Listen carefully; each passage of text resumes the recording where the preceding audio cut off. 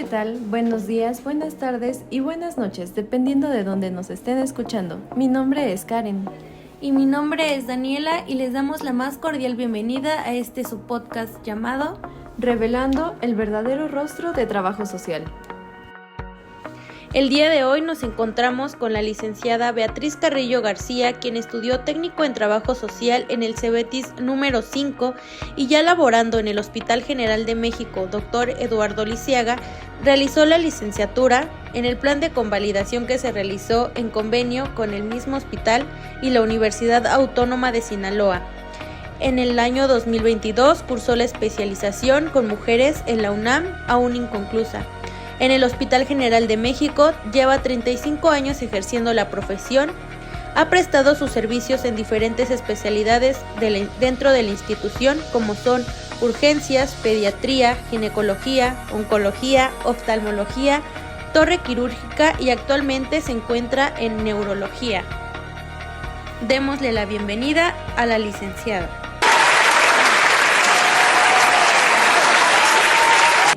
Hoy nos encontramos con la licenciada Beatriz Carrillo. Bienvenida, licenciada, ¿cómo se encuentra usted el día de hoy?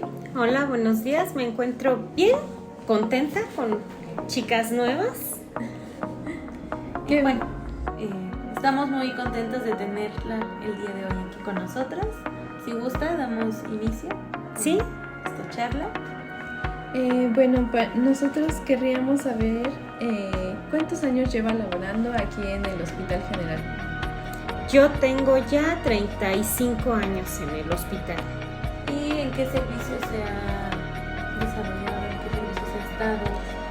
Híjole, pues en tantos años he estado en consulta externa, en urgencias, en gineco he estado en todos los turnos, mañana, tarde, noche, sábados y domingos, en oftalmo, en medicina interna, en oncología duré muchos años, estuve 11 años en oncología, en otorrino también estuve, cubriendo en algunas ocasiones por pocos meses, 3, 4, 5 meses en urología, en cirugía plástica, pediatría, no sé si ya lo mencioné, pediatría también es un servicio en donde he estado en la mañana y en la tarde, la consulta externa también la mañana a la tarde, urgencias también mañana, tarde y noche, y bueno, ahorita estoy en neurología. Neurología, ok. Y dentro del servicio, ¿cuáles son sus actividades diarias? Como actividades, pues paso yo visita, por desgracia, hoy no se pasa visita con el equipo médico. Hace algunos años, el Departamento de Trabajo Social pasaba visita todos los días con el equipo médico, era un pase a las 8 de la mañana. Sin embargo, la dinámica del hospital ha cambiado tanto que el equipo médico ya no siempre pasa la visita en ese horario. Hay servicios que tienen diferentes especialidades, entonces tampoco lo pasan, pero es una actividad que creo que es muy importante y hoy día la hago sola, paso una visita, hacemos estudios socioeconómicos, hacemos notas de evolución, de seguimiento de casos. Las notas de evolución se hacen en el sistema, hacemos referencias. Hoy día, a partir de 2000, ¿qué fue que entró la gratuidad? 2020, empezamos a hacer estas gratuidades, a actualizar estas gratuidades para los pacientes ambulatorios. Antes hacíamos clasificaciones, hoy hacemos muchas gratuidades, ¿no? Básicamente. Y el equipo con el que usted trabaja, por ejemplo, podemos darnos cuenta que trabaja de la mano con otra licenciada ahí mismo en el área en la que está. Aparte de esa licenciada, ¿con qué otros compañeros se apoya? ¿Equipo médico, enfermería? Pues sí, somos un equipo multidisciplinario, entonces trabajo pues de hombro a hombro con los médicos, ¿no? Con los médicos hay mucha coordinación, enfermería otro poco, el personal administrativo es básico también, porque con ellos hacemos coordinaciones para la disminución de tiempos, por ejemplo, en las altas, en los ingresos, pues con todo el equipo, hasta los de intendencia, ¿no? Tienen que ver pues, los horarios para poder hacer limpieza, algunos pacientes que requieren de alguna, no sé, por ejemplo, que el paciente tiene un accidente en la sala, pues ya sea porque vomita o algo así, y están ahí, nosotros pasamos, pues esas coordinaciones son importantes, aunque parezca que no. Y bueno, pues el equipo médico creo que es nuestro hombro, nuestro hombro del brazo derecho. Bueno, en cuanto a las visitas que me menciona que usted hace ahora individualmente, ¿qué es lo que se realiza en la visita a los pacientes? Como trabajo social, ¿qué acciones se realizan? Pues paso visita paciente por paciente, voy platicando con ellos, voy viendo. Básicamente hago una pequeña entrevista que no está estructurada y pregunto al paciente cómo va, cómo se siente, si ha tenido estas visitas médicas, si ha estado al pendiente de su tratamiento. Esto me habla de apego, cuando el paciente sí está consciente y puedo platicar con ellos de esto me habla de apego a su tratamiento. Veo si hay familiar con él. Eso para mí es bien importante, que esté un familiar. En el servicio en donde yo estoy hay 24 horas del día visita. Entonces yo tengo esta oportunidad de ver al familiar ahí. Si no hay familiar, veo por qué, si el paciente sabe o no sabe. Esto también me habla de cuál es la relación del paciente con su familia. Si están amigos, hablo de redes de apoyo ahí, puedo observar redes de apoyo. Si veo qué tipo de amigos son los que están o qué tipo de personas, si la persona que está sabe cuál es el tratamiento del paciente, eso también me habla del apego del familiar al tratamiento. Y también puedo como visualizar que si ese paciente se va de alta, qué familia va a estar con él.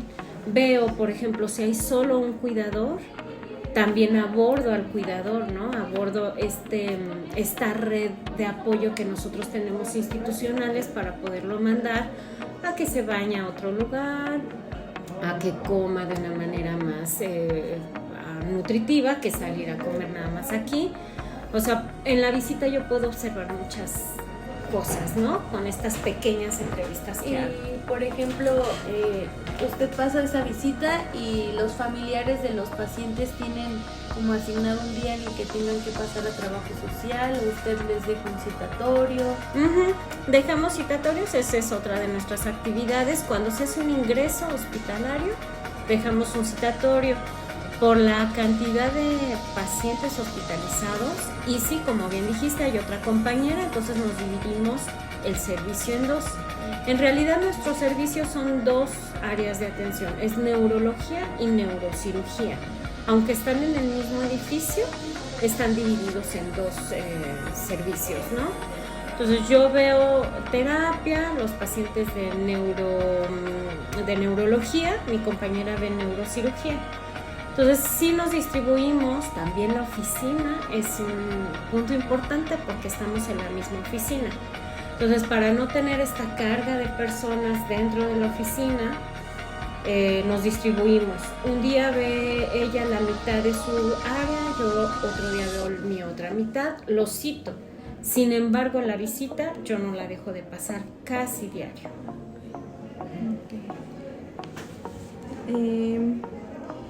¿Cuáles son los recursos con los que cuenta? Bueno, ahorita me menciona que son dos áreas. ¿Qué recursos son los que usted utiliza más a diferencia de su otra compañera o a diferencia de los otros servicios en los que ha estado?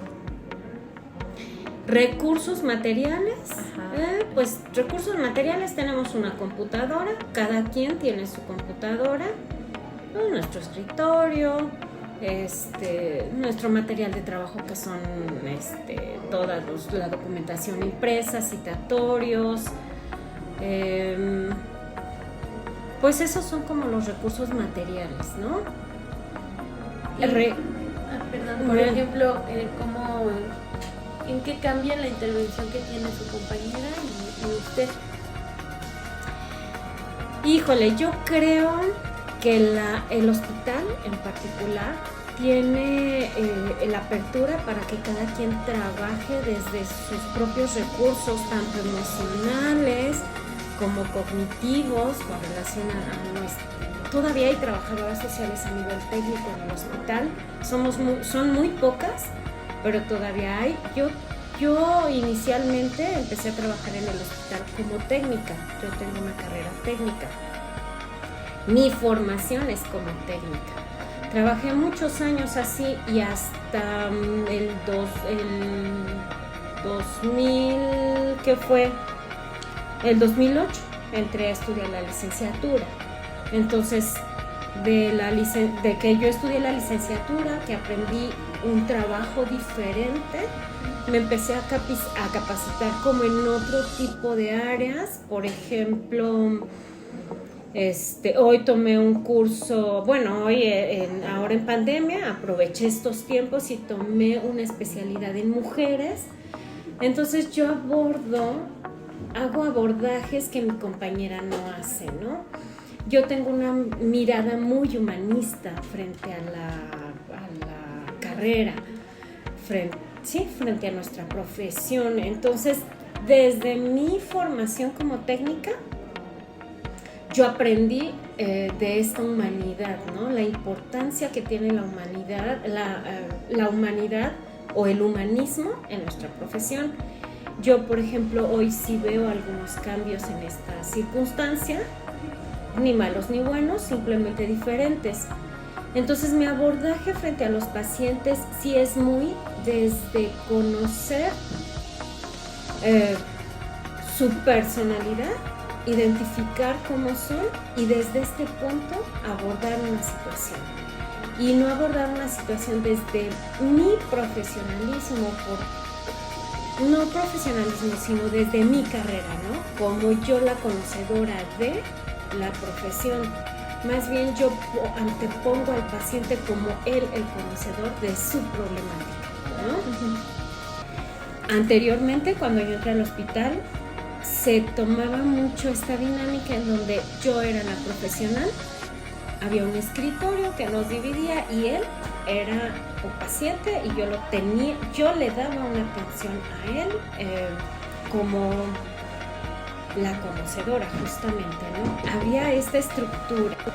Hoy día esta estructura creo que ha cambiado, o por lo menos en el transcurso de los años cambió un poco, y entonces ya no era esta postura de yo soy la profesional y tú eres el que tienes que obedecerme, ¿no?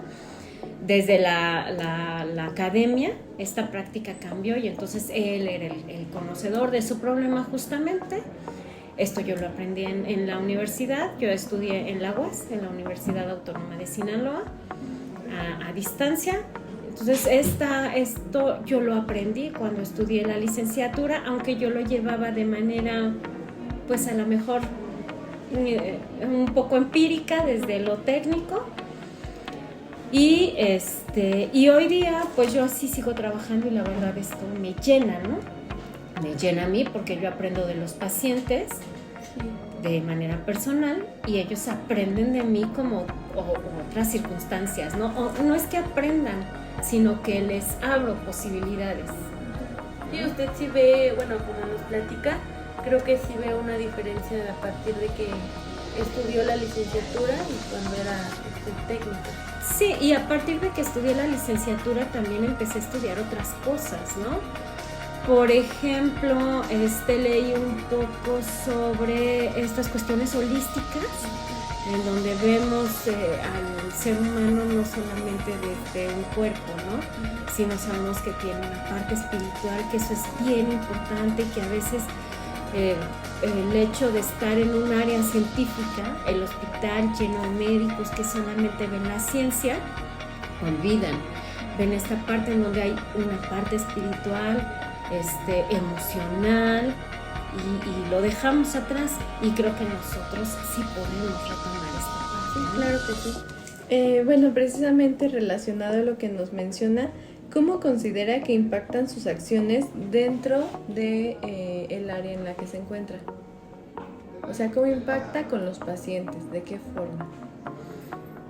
Yo creo que mi forma de trabajo les transmite tranquilidad. Esta tranquilidad, ellos llegan con muchas cosas en su cabeza, con una problemática. Cuando uno pierde la salud, se piensa inmediatamente en la muerte, ¿no? Y a veces la muerte no necesariamente es la pérdida de todo para el familiar, ¿no? Ni siquiera para el paciente mismo, ¿no? Hay veces que el dolor, con padecimientos que son muy dolorosos, el paciente piensa que la resolución a su problema es la muerte. Entonces, desde este punto, creo que ellos llegan aquí sin conocer la dinámica del hospital, sin conocer una dinámica de un padecimiento, sin conocer cómo va a cambiar su estructura, su dinámica familiar y en muchas ocasiones también la estructura familiar, porque hay miembros que se van de las casas por los padecimientos. Y bueno, creo que la forma en que los abordo día a día les genera paz para recibir estos cambios, porque son cambios que se van a dar. Y a los que les tienen miedo también. Sí, es una dinámica completamente nueva. Y bueno, para usted, ¿cómo ha sido ser trabajadora social aquí en este hospital? Híjole, pues a mí me encanta trabajar en este hospital. La verdad es que cambió, bueno, yo creo que todos los trabajos cambian nuestra vida, pero a mí me ha alimentado muchísimo desde que yo llegué. Yo no quería estudiar trabajo social. A mí me tocaron unos papás que me obligaron a estudiar lo que ellos creían que era lo mejor para mí. Entonces yo no quería estudiar trabajo social. Cuando yo lo estudié fue más a fuerza que de ganas. Y yo empecé a trabajar aquí en el hospital y empecé a encontrar esta vocación a mi profesión. Y pues sí, me ha alimentado a mi familia, la parte emocional con mi familia, pues creo que es retroalimentada porque estoy muy constante con la muerte, entonces eso me enseña a vivir día a día con mi familia y he enseñado a mi familia a vivir así conmigo. Ahora la pandemia creo que nos enseñó esto y de mi familia fui la única que estuvo trabajando, estaba en activo, todos unos son maestros en otras áreas, entonces estaban en sus casas, mis hijos en sus casas y bueno, pues vimos que la vida se acaba. Ellos lo vieron más que yo, ¿no? Porque yo lo veía día a día aquí, pero ellos lo vieron más que yo. Y sí creo que el hospital de esta parte está muy, muy, muy junto con mi familia. Y bueno, mencionando eso de la pandemia, ¿cómo fue para usted trabajar aquí en pandemia, desde las medidas que tenían que tener para cuidarse ustedes, a su familia? Las medidas de cuidado se llevaron muy de lleno al principio.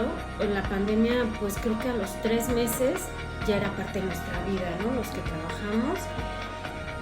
Y pues aquí también vivimos día a día, así como no sabíamos si nos iba a dar, si no nos iba a dar, si nos íbamos a morir o no nos íbamos a morir. A mí personalmente me costó mucho trabajo la medida de no tocar al paciente. Para mí el tacto es algo importante. Poner mi mano sobre la mano de alguien que tiene dolor espiritual, emocional, es muy importante. Esta medida me costó trabajo y por ahí de los 3 meses, 4, acabé por romperla. Porque yo decía, yo llegaba a casa cargada de estas emociones, sin poder tampoco abrazar a los míos, porque sí tomé esta distancia con los míos también. Entonces llegaba muy cargada y yo decía, pues si me he de morir, porque realmente ese fue mi punto y el de algunas otras compañeras, pues si me he de morir, que sea trabajando y haciendo lo que más me gusta.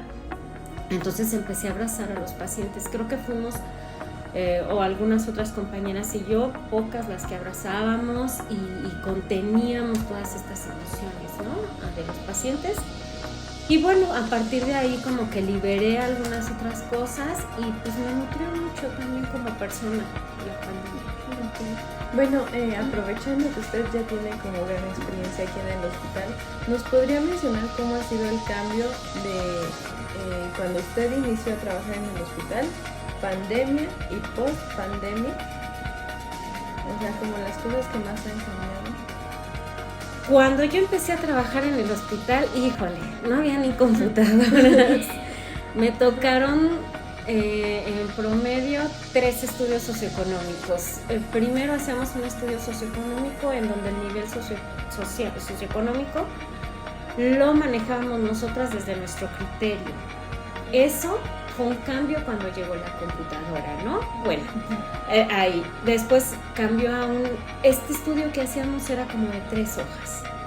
Después cambió a era un estudio social, después cambió a estudio socioeconómico que hacíamos a mano. Después vino la computadora, que ya metíamos el estudio socioeconómico y la computadora nos arrojaba el nivel, ¿no? Entonces, bueno, ese fue un gran cambio para mí. No sabíamos ni usar una computadora, ¿no? No teníamos computadora en mi casa, por ejemplo, eso no existía, no había ni celulares, ¿no? Entonces, bueno, ese fue un gran cambio para mí. Aprendí muchas cosas cuando llegó la computadora. Después, esto también cambió al trabajo social en el hospital, ¿no? Dejamos de tener esta mirada asistencialista que sí existía en el hospital casi al 100%, hacíamos mucha asistencia, para venir a hacer un trabajo como más estructurado desde desde la profesión, no necesariamente el asistencialismo, ¿no? Y bueno, vienen estos otros procesos que se dieron a nivel social, que también la sociedad ha cambiado.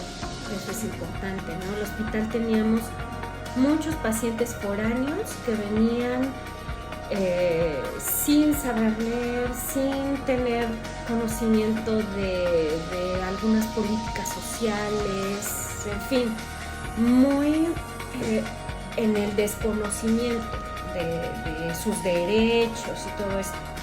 Cuando entran estos medios diferentes de comunicación que tienen que ver con la computadora, con el internet, con los celulares, cuando entran todos estos medios de comunicación a los que tienen acceso hasta los campesinos, ¿no? Porque hasta la gente que vive en el campo empieza a tener acceso a estos medios, ellos empiezan entonces a tener conocimiento sobre sus derechos, sobre a lo que tienen alcance en las ciudades, empieza a haber otro tipo también de hospitales en el interior de la República. El seguro social empieza a meter clínicas también en los pueblos más lejanos y les empieza a dar atención a estas poblaciones, a estas personas que están en estas poblaciones, aunque no tuvieran IMSS. Entonces cambia también la mirada de la población y nuestra mirada en el hospital también tiene que cambiar. Ya no éramos justo esto que les decía en un inicio, las que sabíamos todo. Ellos también venían con conocimiento.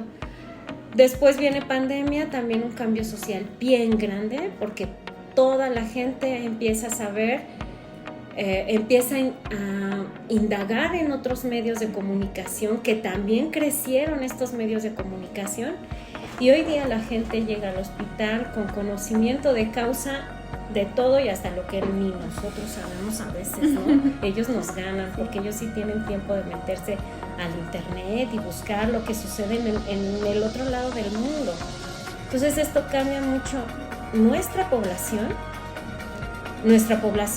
local, que es la de la Ciudad de México y zona conurbada, es demandante. O sea, ya no pueden venir y que yo les diga, no, pues lo atiendo mañana, porque me dicen no, es hoy o es hoy. O sea, su demanda es lo principal, ¿no?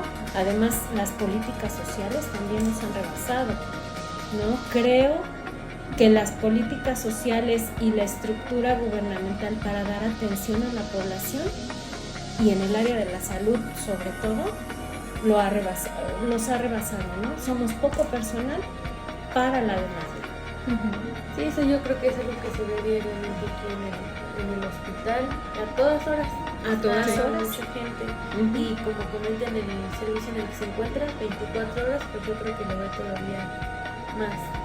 Y bueno, mencionando el servicio, el tipo de población con el que usted trabaja es de cierto rango de edad.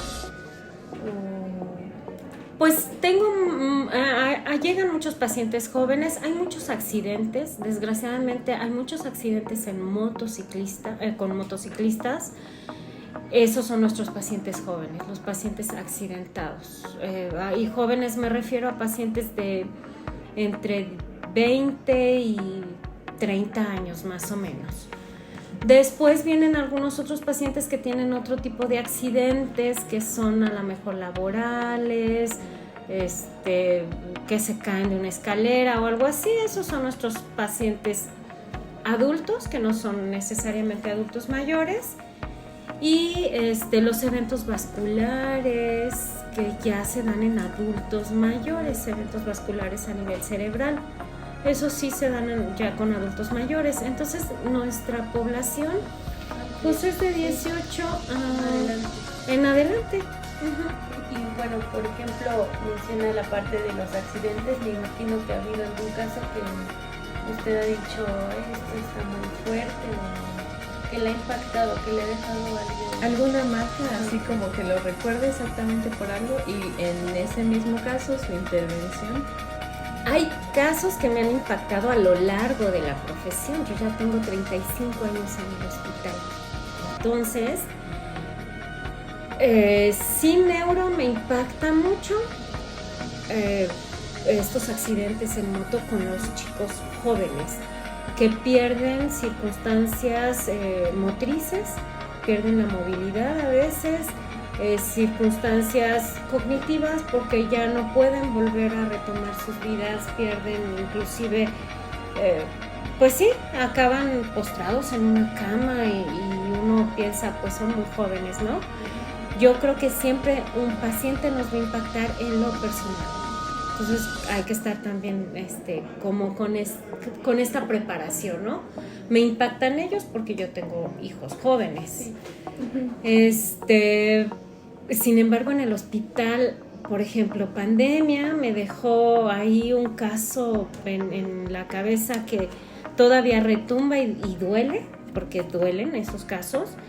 Era un joven que entró a la terapia, estuvo en la terapia como 2 meses.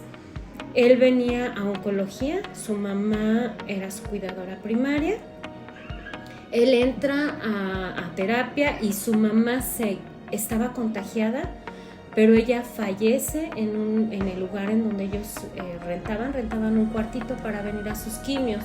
Él hospitalizado es en donde se contagia.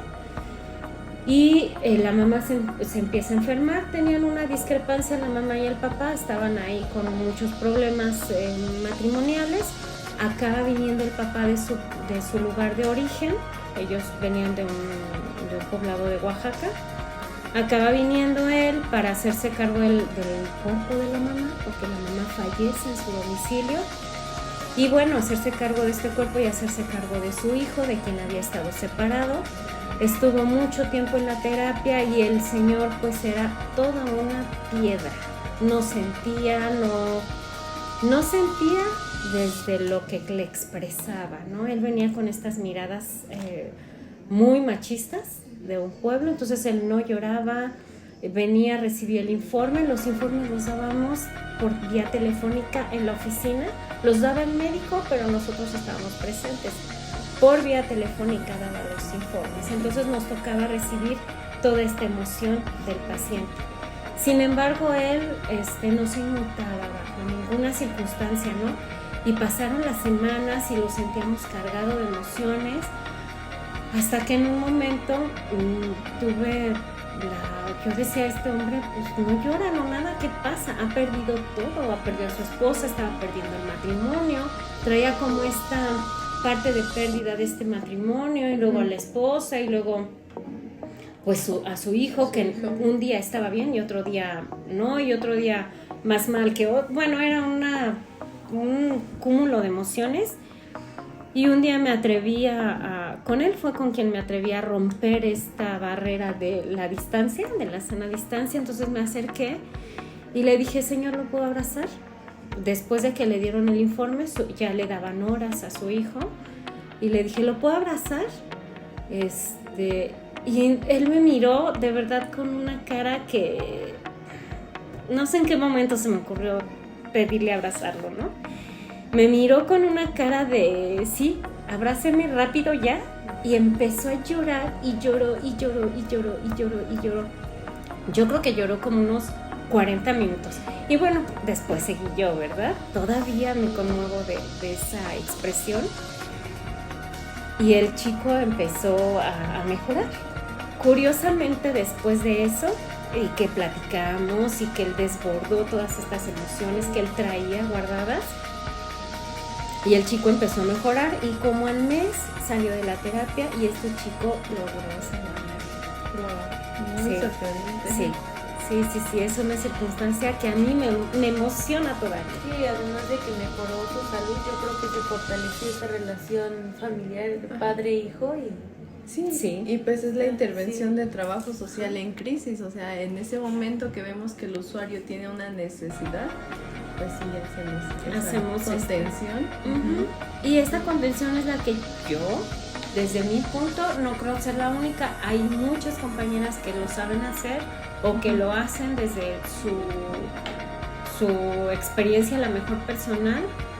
Creo que esa es una labor bien importante en este hospital, ¿no? Este hospital se ha destacado por ser humanista, pero lo hemos perdido con la tecnología, con la cantidad de gente que atendemos, se ha perdido. Bueno, y dentro de estas experiencias, ahorita ya nos dijo una que la dejó muy marcada y sí es fuerte.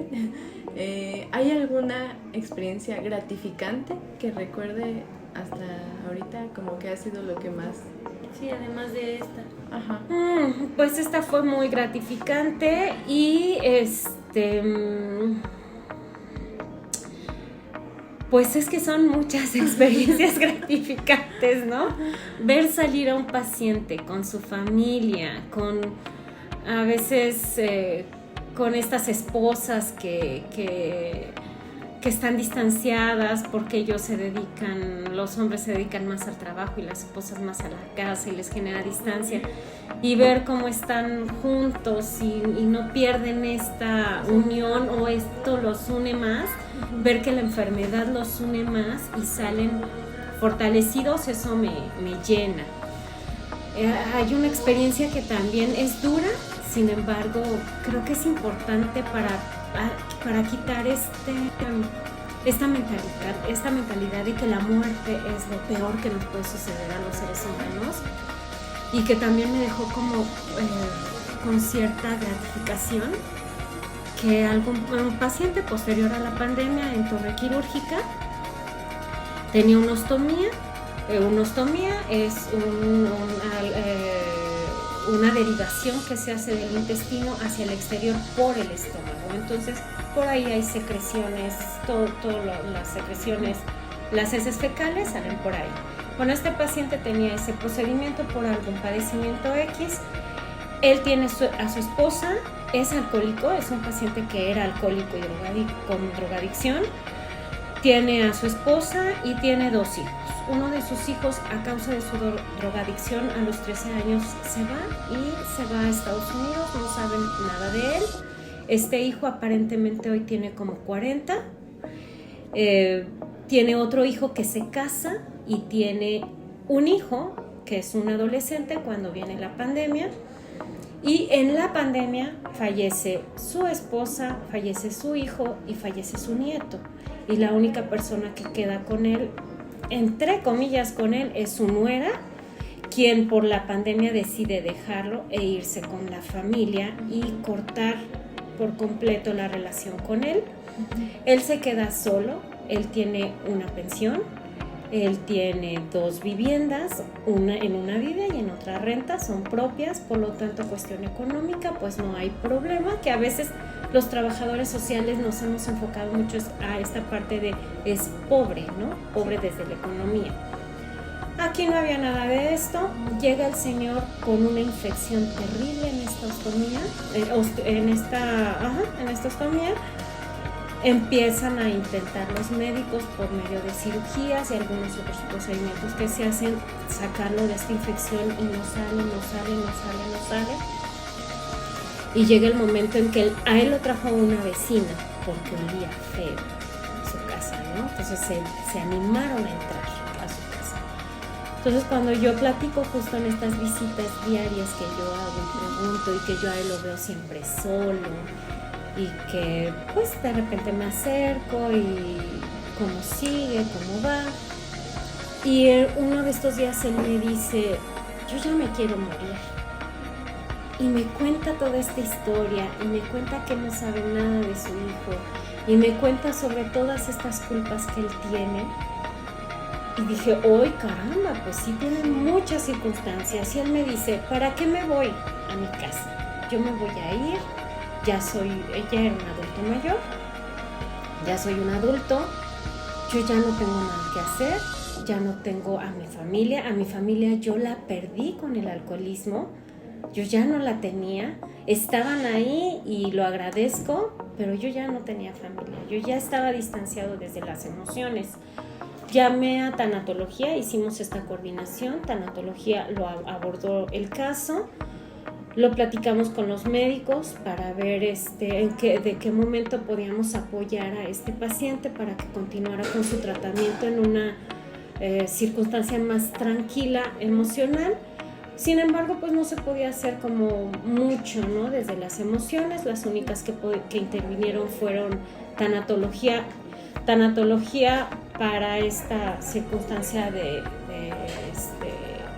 depresión. Y pues yo pasaba todos los días a hacer su contención emocional. Hasta que él un día les dijo a los médicos, ya no quiero que me intervengan, porque cada vez que me intervienen yo mejoro un poquito, pero no quiero. Los médicos lo iban a discutir apenas en una sesión, porque pues estos procedimientos no están legalmente autorizados, ellos tienen que realizar los procedimientos, ¿no? Legalmente no pueden ellos dejar de realizar el procedimiento para salvaguardar la vida del paciente. Pero en este proceso el paciente dejó de comer, dijo no quiero comer, pasó como 3 días sin comer y también tomaba muy poquita agua, hasta que un día que yo ya me iba del trabajo, ya era mi horario de salida, pasé no sé por qué a despedirme de él y me dijo, señorita, yo ya no quiero estar aquí, yo no sé si mañana que usted venga me va a encontrar porque yo me quiero ir. Y dije, va a pedir una alta voluntaria, pues bueno. Al otro día que llegué, en efecto, el paciente había fallecido en la noche. Entonces, creo que mirar la muerte como como una salvación para algunas personas también es válida. Uh-huh. Y validar esta emoción también es importante.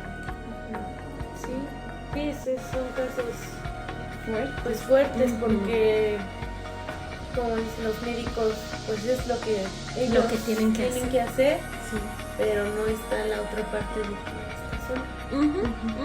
Sí, el análisis de su contexto, sí, que aunque médicamente sí se pudiera hacer, se tiene que entender que las emociones del paciente influyen mucho en las redes de apoyo, que en este caso pues él no contaba con nada de esto.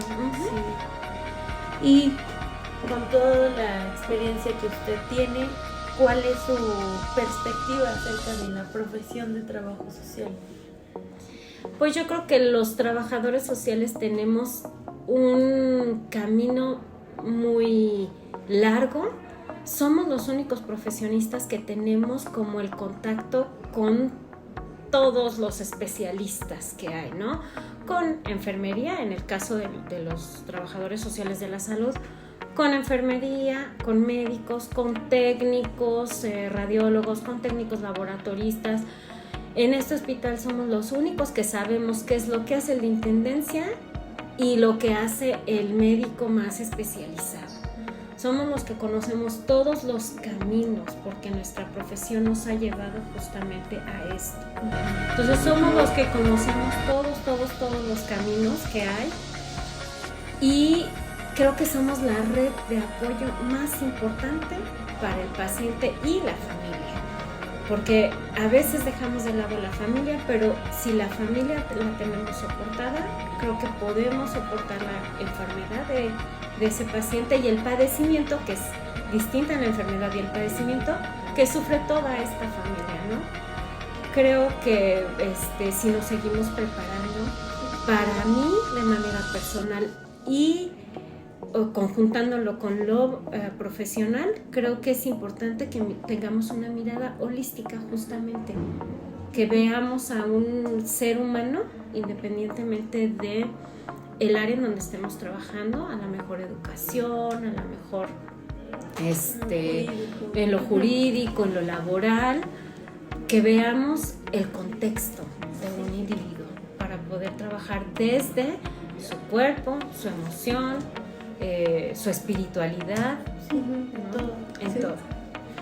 Bueno, ¿y usted qué recomendación le daría a los estudiantes de trabajo social o a los que estén indecisos si estudiar trabajo social o no? ¿Qué les diría?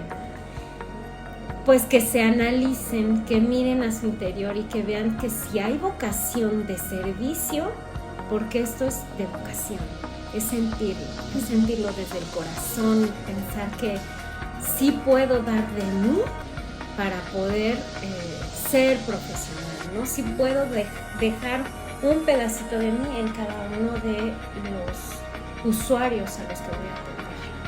Creo que la vocación de servicio en trabajo social es indispensable. De repente sí me ha tocado algunas compañeras o compañeros en donde yo no miro esto.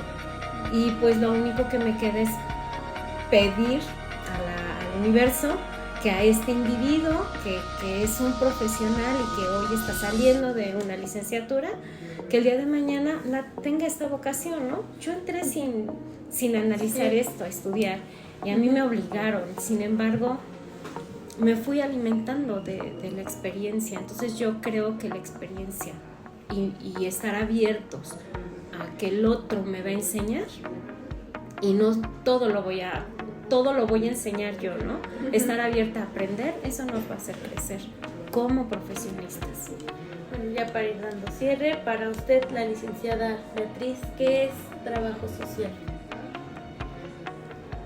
Híjole, el trabajo social para mí es la apertura a cambiar políticas sociales en un país. Creo que somos una punta de lanza para poder cambiar las políticas sociales hacia las personas que de verdad lo requieren, ¿no? Hoy día hay muchas políticas sociales que no funcionan como deberían, porque desde mi mirada creo que no hay un trabajador social atrás de esas políticas, ¿no? Ha sido el trabajo social para mí ha sido escuela de vida también. Creo que si yo hablo de mi vejez, con lo que yo aprendí, creo que voy a tener una vejez muy feliz, porque serví en a muchas personas, y creo que muchas personas me ayudaron también, ¿no? Entonces el trabajo social pues es mi vida.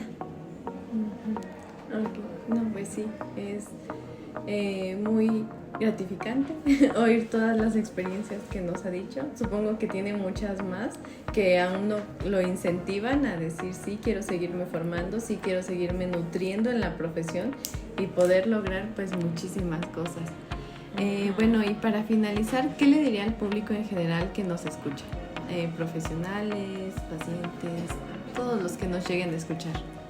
Pues que creo que lo más importante en la vida de un ser humano es ser humano, ¿no? Eso creo que es muy importante y lo hemos perdido todos. No necesitan ser trabajadores sociales o no, lo hemos perdido. Y creo que un trabajador social que va a retomar justamente este trabajo con la sociedad, y la sociedad somos seres humanos, pues creo que es la parte más importante, no perder nuestra humanidad, no perder nuestra fe. No necesariamente hablo de esta fe en la que muchos piensan que tiene que ver con religión, sino esta fe en nosotros mismos, esta fe en la superación del ser humano, del hombre, de la mujer, esta fe en los niños. A veces se oye así como muy trillado, es que los niños son nuestro futuro. Sí, sí son nuestro futuro, pero su futuro también depende de nosotros como adultos, ¿no? De todos los adultos, no solo de los papás de esos niños, sino de todos los que rodeamos a esos niños, a esos jóvenes, a las personas que necesitan y las que no necesitan, porque a veces desde el trabajo social pensamos que solo necesita el que no tiene, a veces necesita el que tiene mucho, pero no vemos en dónde, ¿no? Y ser humano creo que es lo que nos lleva justo a identificar estas emociones que hay detrás de nuestras ropas, de nuestras caretas que todos tenemos en la sociedad, en nuestras familias. Creo que empezar a sentir al otro es lo que nos va a llevar a hacer cambios importantes. Pues fue una entrevista muy enriquecedora. Sí, demasiado. Las experiencias que ha vivido, a como le escuchamos, sentimos que hay muchas más que la llenan y que la motivan a ser la trabajadora social que es usted. Ajá, Sí. ¿sí? Y pues bueno, le agradecemos mucho el tiempo que nos dio, el espacio. Yo creo que a la audiencia le va a gustar mucho escucharla. Sí, gracias. Y pues esto. Gracias.